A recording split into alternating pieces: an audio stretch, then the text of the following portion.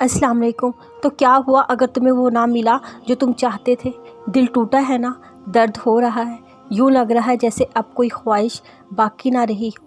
एक बार ज़रा नज़र उठाकर ऊपर देखो। नहीं देखना चाहते?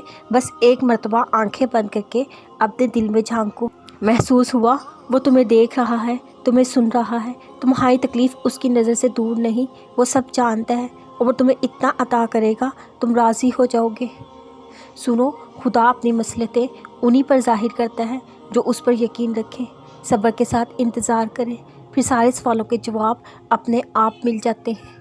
ज़िंदगी में जब भी अपने लिए किसी शख्स का इंतखाब किया जाता है, उसे उसकी खूबियों खामियों समेत चुना जाता है।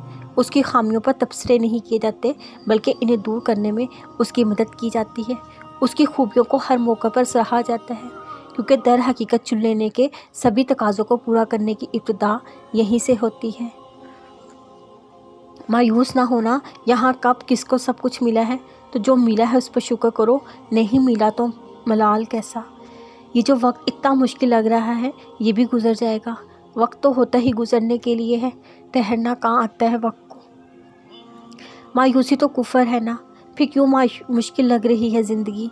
ज़िंदगी अल्लाह की तरफ से इमानत है, फिर क्यों किसी एक के चले जाने से मायूस हो रहे हो।